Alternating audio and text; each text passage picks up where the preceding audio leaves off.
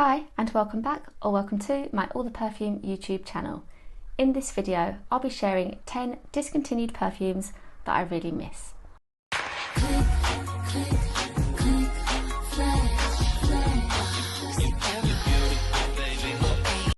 If you love fragrance, you will know that frustrating feeling of really loving a perfume only to find that it has been discontinued and no longer available to buy. Sometimes as well, that seems to happen not very long at all after the perfume's initial launch. I've talked along these lines before with my underrated celebrity perfumes video, and of course lots of those were discontinued, which is why I felt they were underrated in the first place. I also had my perfumes I wish I hadn't parted ways with, and a couple of those have been discontinued, but I feel that is another story because really I should have just kept hold of those bottles in the first place. This video is all about those scents that you can't buy anymore, and I would have kept in my collection if I could, but I can't because they're discontinued and you can't buy them anywhere. I've just snuck in a couple of the celebrity ones that I thought were so good that I would absolutely still be wearing if I could get hold of them. The first perfume I want to talk about is With Love by Hilary Duff, and she brought this fragrance out in 2007 with Elizabeth Arden, and it just smelled so good, so unusual. It was a spicy scent with mangosteen and amber, and I felt really good wearing it during the day, but kind of classic, like I smelt good, but that it wasn't divisive or overpowering. Now, my mum loved that perfume, and my sister enjoyed the perfume. They both had their bottles, and it just felt very classic, timeless, and ageless. And I got through quite a few bottles of the perfume. I had the gift set and the lotion. I thought the campaign was beautiful, and again, classic. And the packaging and bottle were lovely too. It looked great to display, and I just don't understand why it was discontinued. It just feels like it could have stayed on our shelves because there was nothing of the time about that perfume. It didn't feel particular to Hilary Duff fans. It felt like something that could have been bought regardless of whether you'd heard of her or liked her before. In fact, I didn't really know anything about her when I bought the perfume. It's since that I've watched programmes with her in. So it was quite confusing to me that that didn't last very long as a perfume you could buy. I loved it and I kept my bottle for as long as I could, but then it just didn't smell right. And it makes me a bit sad that my husband never really got to smell that as it was because it wasn't smelling right in the bottle by the time we'd met. And I've had to part ways with that bottle. It wasn't doing anything in my collection. I haven't found much really that is similar to that perfume, enough for me to feel that I have a replacement. So I would be interested to know if you tried that one or if you think there is anything that you feel is similar to it. Stunning was a perfume launched by Katie Price in the UK in 2007, and the notes were mandarin orange, jasmine and patchouli. And to smell this scent was such a surprise for me because I thought it would be fun and feminine, sweet, fruity, but it just smelled perfect and basically like Miss Dior Cherie. It was that good. It lasted really well, it projected well, the bottle was interesting but it worked, and it was pretty, and I loved smelling the sweetness on my skin. I think it was discontinued because of Katie's popularity kind of wavering over the years, but it is such a shame for the fragrance world because if you wanted something that smelled like Dior, that was it, and it was so affordable. So it was a real shame that that one was discontinued because I would have no problem wearing that now. And in fact, when I was interviewed for the Scented Letter, I included that perfume in my top 10 of all time because I just love to wear it that much. I truly miss Glamorous by Ralph Lauren because for a long time it was basically my signature evening perfume. But over the years, I was really surprised to find out that it was actually basically a white floral perfume because I'd always maintained that I wasn't really keen on white flowers. But this had a few of them, also notes of ginger and clementine, but somehow the overall effect and composition of Glamorous just smelled so good and perfect for a night out. Kind of golden, certainly glamorous. They got it perfect with the naming of this fragrance, and it always lasted well on my skin. Again, another classic feeling perfume that I don't understand why its popularity wasn't greater, how that one couldn't have been enjoyed and appreciated by more, because there was nothing really divisive about it. And since we've had Woman from the brand, which is a little bit similar, but for me just lacks that kind of fun that the Glamorous perfume had. Happily, I find that Britney Spears' Blissful Fantasy is a bit similar to Glamorous, so I do enjoy wearing that, even if it is more of a day scent with its melon note than an evening one like Glamorous was. Also with Victoria's Secret's Love Star Body Mist, I find that quite like Glamorous.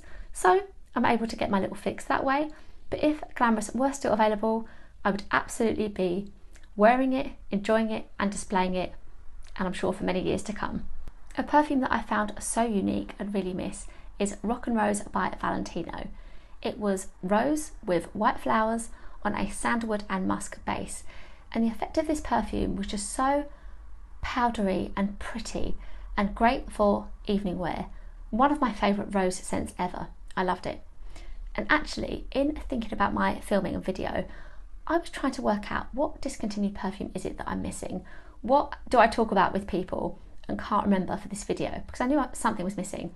So I put a question out on Instagram, and actually my best friend came back with this scent as well. She loved this too. Rock and Rose was great and the bottle was really pretty. So I love my Valentino perfumes, but I do wish they'd kept this one in their line. Sweet Darling by Kylie Minogue is a perfume I really miss. And I can't believe that when I first smelt it, I thought it was too sweet. And imagine a version of me where I ever thought a perfume could be too sweet, because I just love it now. It is cotton candy, passion fruit and vanilla, and it smells just like cotton candy. It smells amazing on the skin, and also that bottle is beautiful too. I do enjoy the bit that I have left in my bottle, but I don't reach for it much because I'm worried about it running out. I think that when I create my own perfume, and if I have a line, there'll certainly be a perfume that is reminiscent of Sweet Darling. I love it that much. I did have some hope actually that Kylie might bring it back, because we saw the return of the original Darling a couple of years ago, and then she brought out Disco Darling, a brand new original fragrance. So maybe there is some hope yet. And also I feel that with the market today and appetite for sweet gourmand perfumes, Sweet Darling would actually do so much better now than it did back in 2007. So I'm hopeful, but it is definitely a perfume I miss. I just loved Cristobal by Balenciaga, and I have really fond memories of going into Selfridges when I was 15 with my mum and dad on a shopping trip and being given a little blotter with this fragrance on, and it was an instant love. And as I say this, I can almost smell it through talking about it. I did like the fact that it felt a little bit peculiar. I didn't really know what it was I was smelling, but then again I was 15 and my knowledge of notes wasn't what it is now. The perfume had fig, carnation and patchouli among the notes. Certainly smelled unisex to me, and I loved smelling my little card at school, feeling like I've got this thing that smells different. And I don't think it was until a year and a half later that I was bought a bottle for my birthday from my mum and dad, and I just loved it, and nobody had heard of it, which didn't particularly please me, even though it was unique, because I wanted to know that somebody else enjoyed this perfume as much as I did. And then a few years later, a lady in the Liberty X pop group in the UK said that she loved it, and I was like, finally, I feel seen. Somebody knows about this perfume. Funnily enough, there are people who say that it is similar to Hilary Duff's With Love scent. So yeah, I can kind of see that a little bit about it, in that I said that that one didn't really smell like much else. They just had quite a unique, almost synthetic smell about each of them. I would wear Cristobal now, absolutely, for winter days, and I definitely miss it.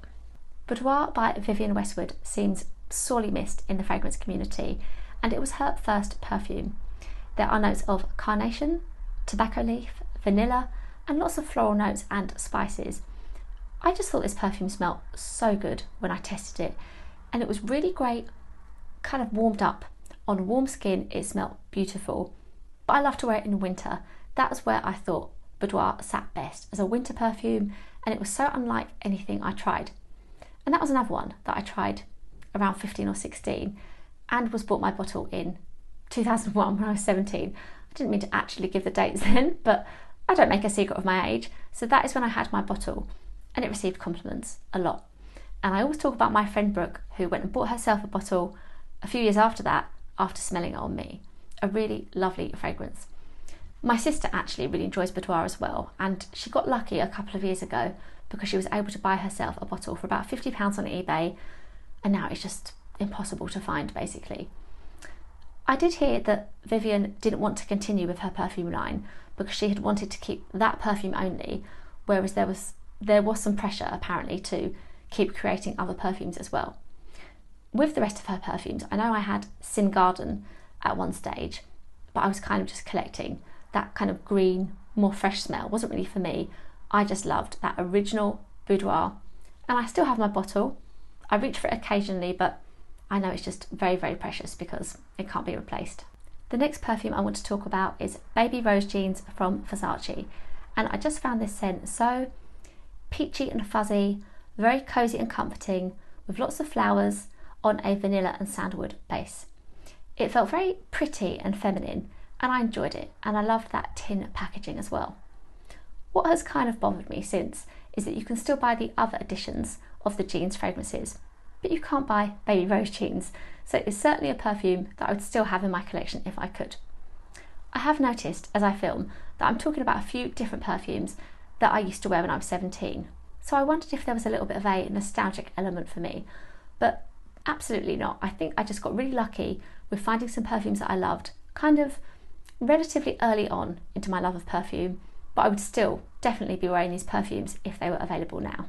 A perfume I adored for wearing in the summer was Fuel for Life Unlimited by Diesel, and I just found that scent so unusual.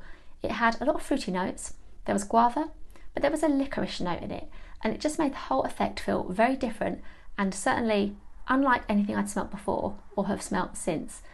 The bottle was dark, it kind of smelt dark, it was just so good on warm skin, and it's another one that I'm happy to say that I was messaged about on Instagram yesterday when I was saying, you know, what discontinued perfumes is everybody missing? And yeah, one of my followers came back with this one, and it was nice to kind of reminisce and say how much we loved this perfume. It was really good and not typically feminine either, and I love that. I mean, as ever, I don't really like the marketing for men and women either way, but for a women's fragrance, it didn't really follow any of the typical conventions, and I loved how unusual it smelled. The last perfume that I want to talk about is DKNY's Sweet Delicious Tart Key line, and this was part of a limited edition release in 2012. So it was launched with two other perfumes, and it was this lime edition that was my favourite. I loved wearing it that summer, and I still do have a little bit left in my bottle, and I wear it and enjoy it, and for me it is just the best lime fragrance. It always receives compliments too. It has got such a kind of zing to it. It's really energising, it's really refreshing, and I love the fact that you have in there basil as well. Your sweet notes, some orange, it's just so refreshing and uplifting. Now, I do often actually look for DKNY scents on Vinted because I love these limited editions. Not so much the fact that they are limited edition, I should say that really, that is a bit different to, you know, a perfume that's brought out and then discontinued, but there just seem to be some really well done ones from DKNY, and they do really well with their gourmands. So usually in a line of 3 perfumes, there is one I love. So it's nice to go on Vinted and see what I can find for any hidden gems that I can add to my collection. But this lime one was just perfect for me, and I really wish I could top up because I would actually be wearing it a lot more if I were able to replace it in my collection. Thank you so much for watching, and I would love to know if you tried any of the perfumes I've talked about. Please do let me know the perfumes that you miss, because we might have some in common, and you might spark some memories for me as well of other gems that are in my past, that I used to own, that I also liked as well. Please do give this video a like if you enjoyed it, and remember to subscribe to my channel. I'm over on Instagram, TikTok and my blog. Thank you again, and I will see you in my next video. Click, click.